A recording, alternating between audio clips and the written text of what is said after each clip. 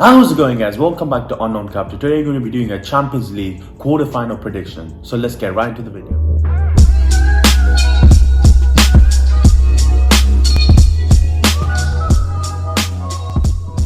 So guys, let's start with all the different games. So the first game we got is Benfica versus Liverpool on the Tuesday, and also on the Tuesday we got Man City versus Atletico Madrid, and then on Wednesday we got probably my favorite game, Chelsea against Real Madrid, and the last game we got Villarreal against Bayern Munich. So let's start with Benfica versus Liverpool. Okay, yes, do Benfica deserve to be here? Yes, they do, because obviously they won all the games. They made it to the group stage because they're the likes of Barcelona in the group, and somehow they made it past Barcelona.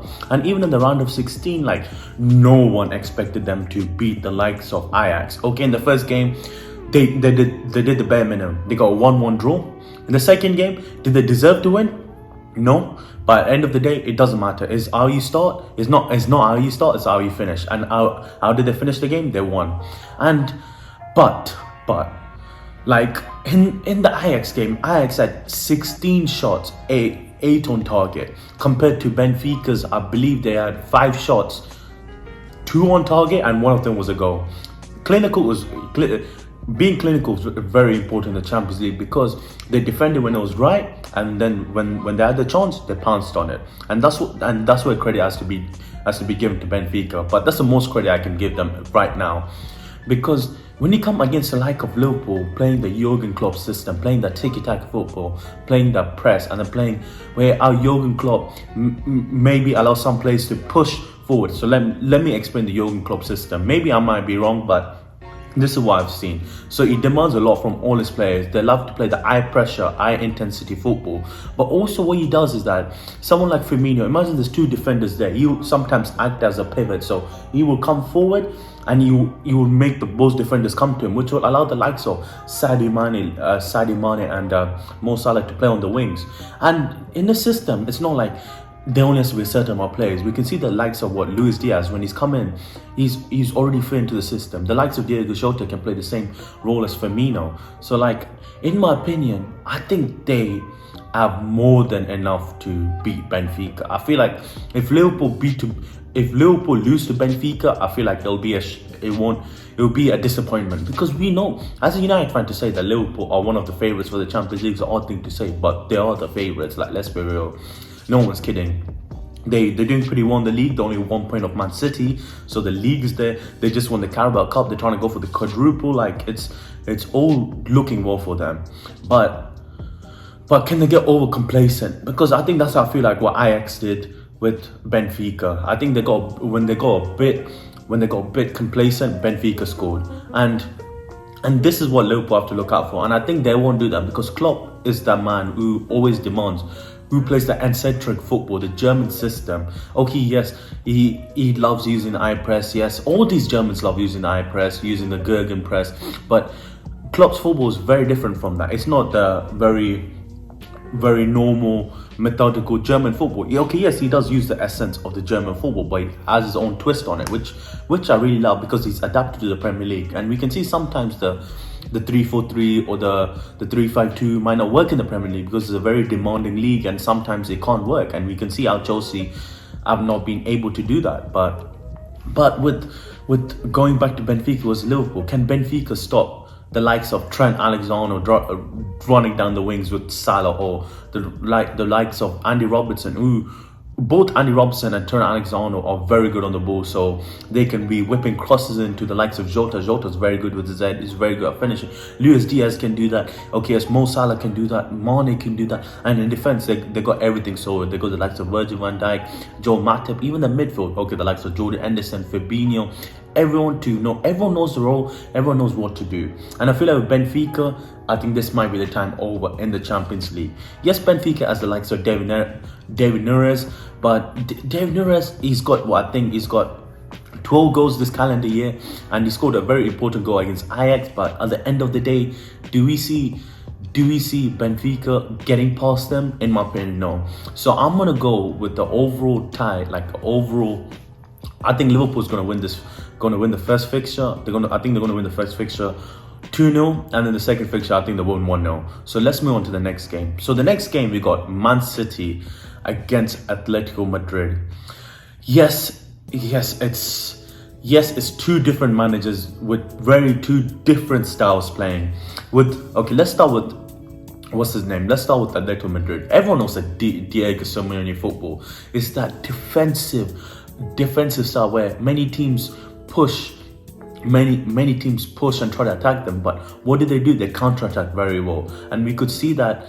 We could see that in the Man United game. Man United would dominate them at Old Trafford, but guess what they did? Every player, when they're attacking, every player knows to go to the positions. Everyone knows the way to go. Everyone has some midfielders like Llorente, or maybe I forgot the thing.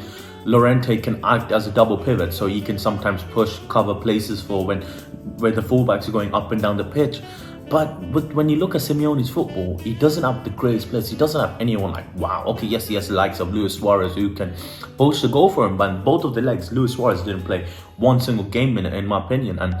And he has the likes of Antonio Griezmann who can create the magic, João Felix who can create the magic. But you see, these people don't play a lot because for him, he likes every player to have the role. That's why he likes the likes of Thomas Lemar.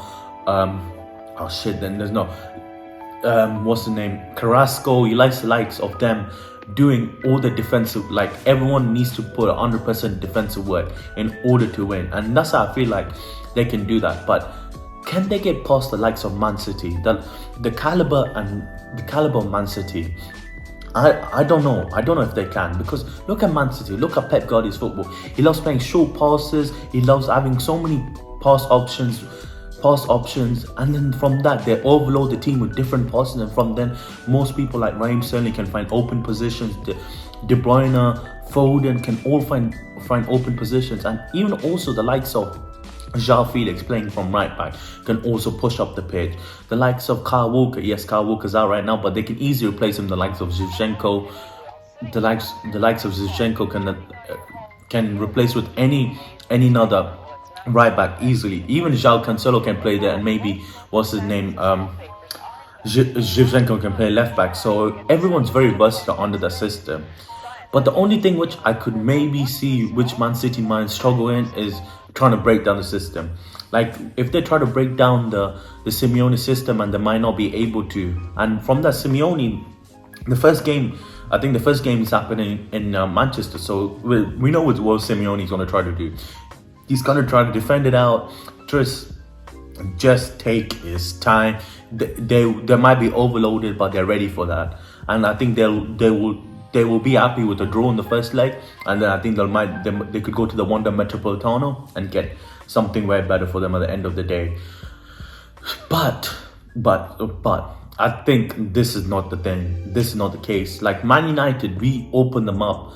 We got dominated in the Wanda Metropolitano, but even then we scored a goal, came out a 1-1 draw.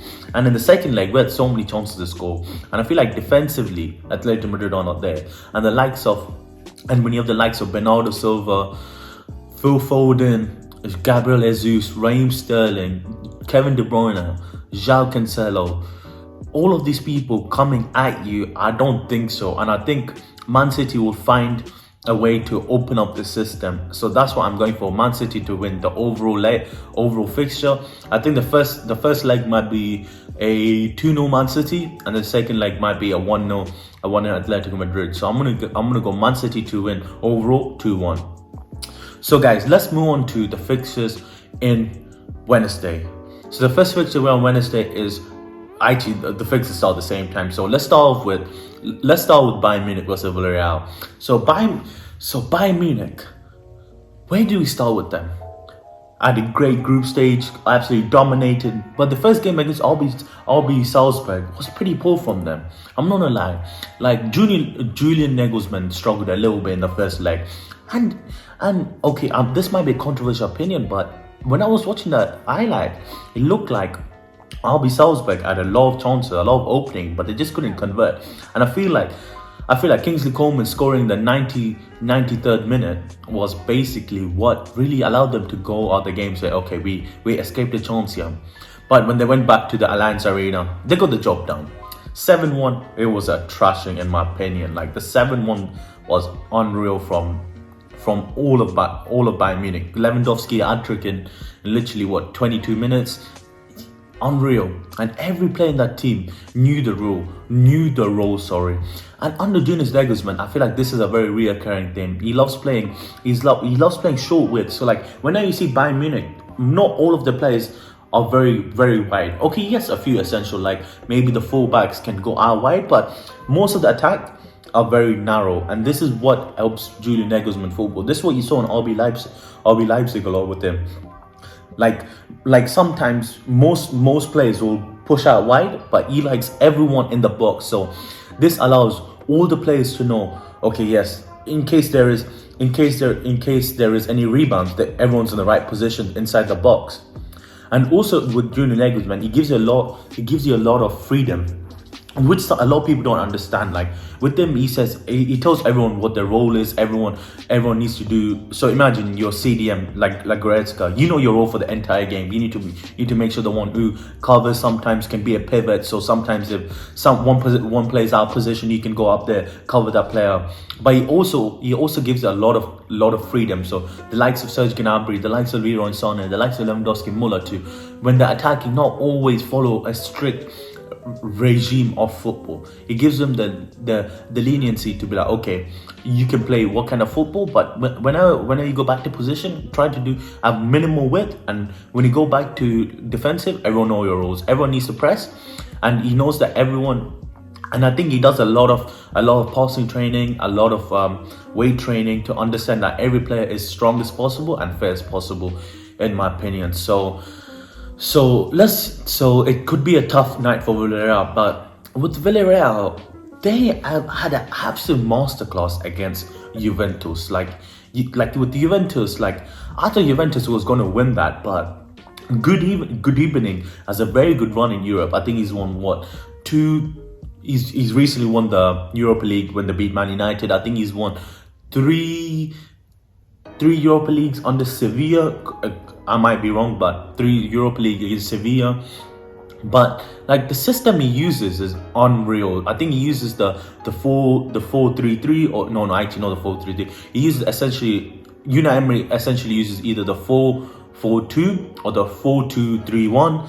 But let me explain why he uses this formation. So in a 4-4-2, the two people which are normally the two central midfielders, so normally it's Eddie and Capu, or like Dan Perejo. So both of them act as a pivot for UNAI Emery. So essentially, whenever they're attacking or defending, Edin Capu's and Dan Perejo's role is to make sure if any position are uncovered, you need to make sure. So in case the likes of Gerard Moreno, in case he's not in his position, he might have to cover there. In case the two defenders are not in their position, they're in the corner, Edin Capu and Dan Perejo are going to carry the position.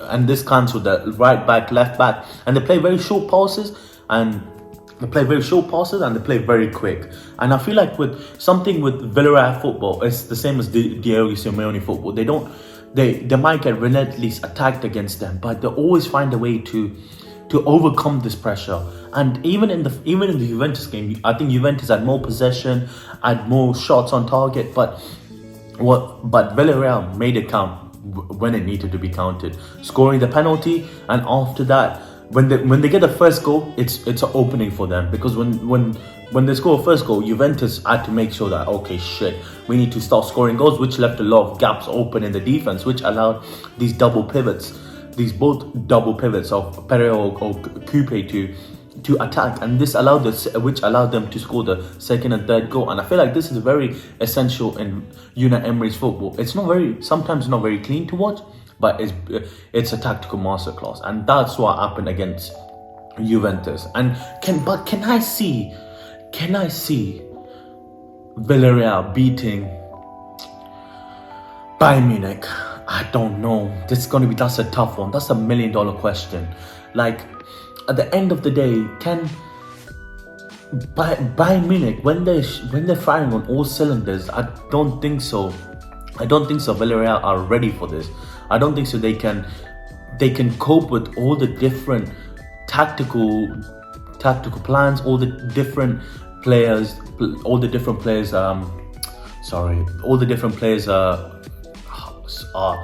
Can they overcome the Villarreal can Villarreal overcome the Bayern Munich problems, in my opinion? So it's essentially what I mean by the Bayern Munich problem is what is every individual talent. Can they overcome every individual talent in my head? I don't think so they can, because they have the likes of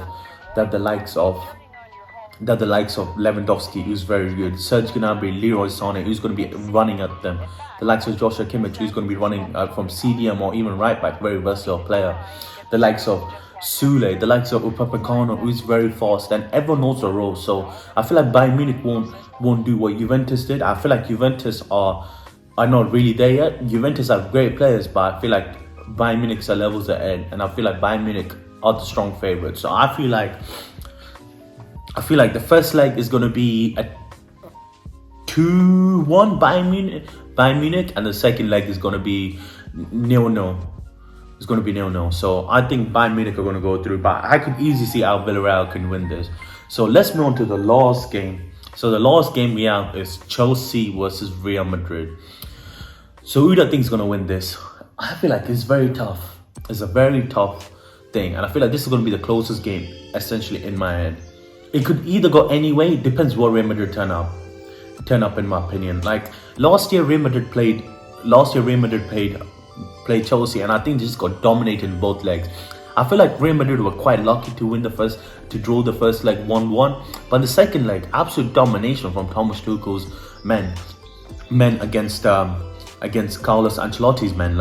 And last year the Real Madrid defense was even better. They're the likes of Sergio Ramos, Rafael Varane. They still had Florian Mendy, and then they still had the likes of Dani Carvajal, and they still do have Dani Carvajal and Mendy, but this year they have the likes of David Alba and Eder Militao. Like when I was watching Eder Militao in the game against PSG, I felt like he was getting caught out all the time, and I feel like he was the one who was conceded the first goal, because if essentially I'm just going to use this thing. So imagine this is Militao, this is Mbappe. Neymar puts the ball over, Militao comes, but he realizes that he's come too quick, too soon, and the ball went over, and which allowed PSG to score. And I feel like what really helped Real Madrid win that game was Karim Benzema. But can Karim Benzema do that against someone like Thomas Tuchel, who's defensively very secure? He comes from the German-centric football, the Gegenpress, who he's really adapted his football. Is he going to give that defensive mistakes? Is Mendy in goalkeeper going to do the same defensive mistakes as the likes of PSG? I don't think so, in my opinion. And when you look at Chelsea, the likes of N'Golo Kante, let's start with the likes of N'Golo Kante. N'Golo Kante, this man is going to be, I feel like, the most crucial player in that team, in my opinion. Like, because in the last leg last year, he was probably the most crucial player, because he was the one who was given the free roaming style where he could just do whatever he wants. He cut out everyone. He was the one who was pressing all the time, and I feel like his role is going to be the same this time. And can the likes of Luka Modric and Toni Kroos, who are so old at this, who are on the latter end of the career, keep up with the style of N'Golo Kante, who's constantly endlessly pressurizing them, endlessly attacking them?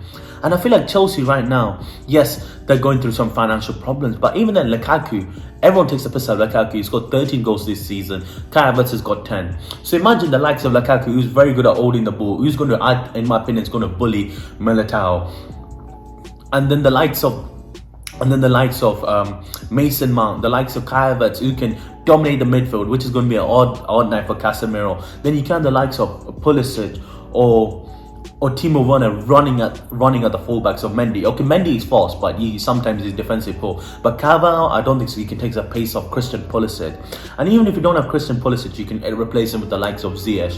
And even if you don't have Ziyech, you still can have the full right. You can have the two right backs, such as Cesar, who's under the Thomas Tuchel system, is given the free role to sometimes go forward and cross the ball in, and he was the one to score the goal against Lille. And the likes of Marcos Alonso, maybe a Bento if he's back in town, or Reece James. So like at the end of the day, it's a very difficult thing for Real Madrid to overcome, because Ancelotti, even though he allows a lot of free roaming, free players to do their best, but he demands them to press. And I feel like, can the likes of, as my friend Jeff said, can the likes of Toni Kroos or Luka Modric press for long enough against the likes of Havertz, who's very good on the ball, the likes of Mason Mount, the likes of N'Golo Kante? And in my humble opinion, I don't think so. But still, anything can happen. But I'm gonna go for Chelsea to win. Chelsea to win. I think the first leg they'll draw. It'll be a 1-1 draw, and I think Chelsea will win the second leg 2-0. So overall 3-1. So guys, I know this. I've been talking about all the different things. So like all the different fixtures. Please put in the comments who do you think is going to win out all the teams. So give me your predictions for Benfica versus Liverpool. Give me your predictions for Atletico Madrid versus Man City. Give me your predictions for VILLARREAL versus Bayern Munich, and give me a prediction for Chelsea versus Real Madrid. Put in the comments. If you agree with me, put in the comments. If you disagree, if you think something else is going to happen, please put in the comments, because that's what I love hearing people's different opinion. But guys, please like, subscribe, comment, and please subscribe. Like, there's nothing wrong with subscribing. It's free. Like I'm always trying to do content. I'm always trying to do live streams. I love live streaming. I've been live streaming the F1 recently. I've been live streaming the Real Madrid vs PSG game. I'm going to be live streaming the new UFC coming up, and also the Australia Grand Prix. So that'll be a nice long stream for you guys. So just jump onto the stream and just like and subscribe. So, and I hope you guys enjoyed the video. I will see you later.